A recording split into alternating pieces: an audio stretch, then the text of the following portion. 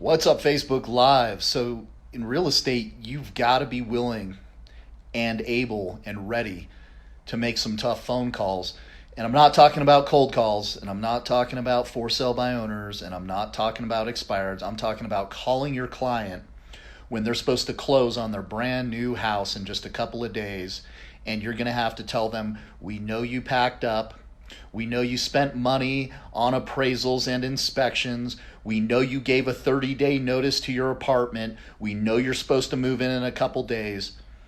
But there was a problem that came up last minute with your loan, and now you cannot get the house that you were looking to get. This lender will not do the deal. You're going to have to figure out where you're going to have to stay and where you're going to have to live, and if you can keep your apartment within the next few days. So let's tell the quick story of what happened to us today, and we need to talk about whose fault it was.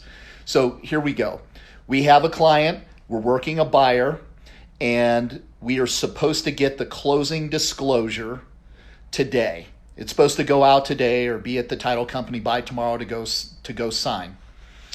What the closing disclosure means is that's typically the final step that the buyer is waiting for to clear before you can go sign, get your new home, live happily ever after.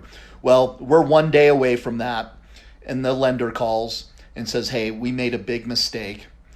We didn't catch the fact that this person who has a contract with a certain job is actually not contracted with that job, but they're contracted by a third party to that job.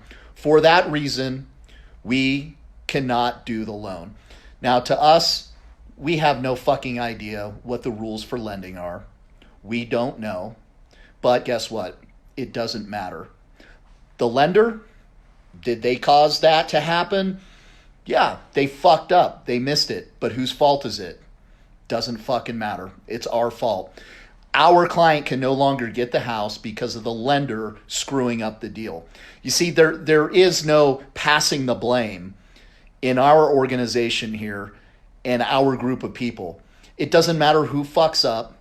It doesn't matter which title agent didn't get which HOA documents out fast enough. It didn't matter who didn't call the person to go sign the documents. It doesn't matter which lender fucks up the deal.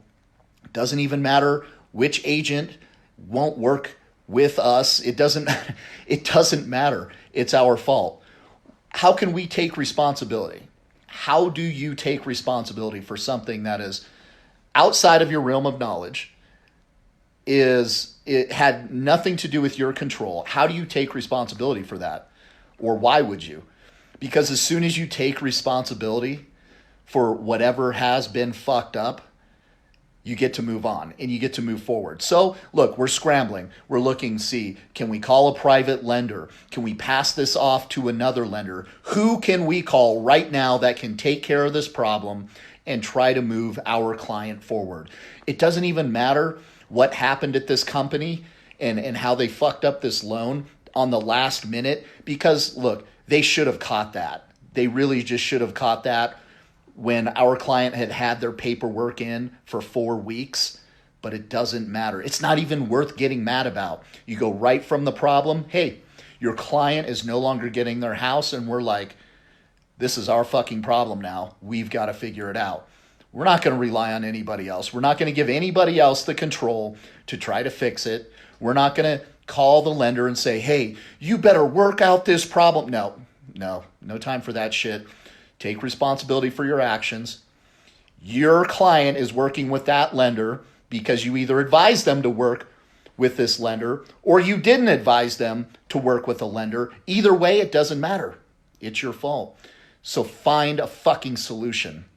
And if there is no solution, well, you better do everything you can to figure out that you can't come up with a solution, or at least tell your client how they in the future cannot have this happen again. So how do we move forward with this lender?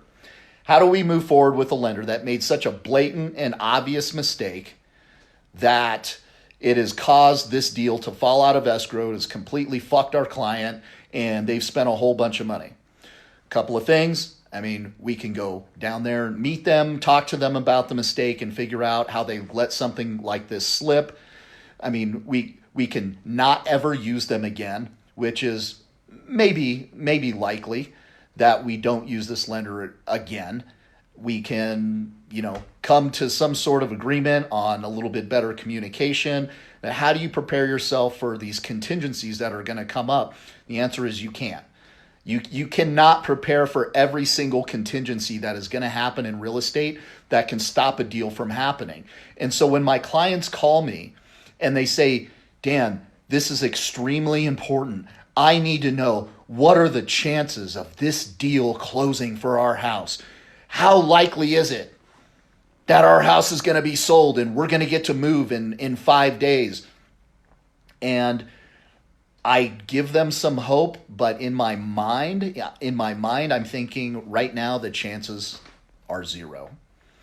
And that's because you never know what can come up. So prepare like you're moving tomorrow, but expect that your home is not going to sell. And that is the best you can possibly do, because you can be 98% through the sales process of a real estate deal, and something like this happens and it completely destroys the deal. And it happens all the time. Every single time this happens with a lender, I always hear from the lender the same shit excuse. I've never seen anything like this happen before. Every single time. And this shit happens. I hear these stories every single week. There's some new thing that nobody's ever seen before.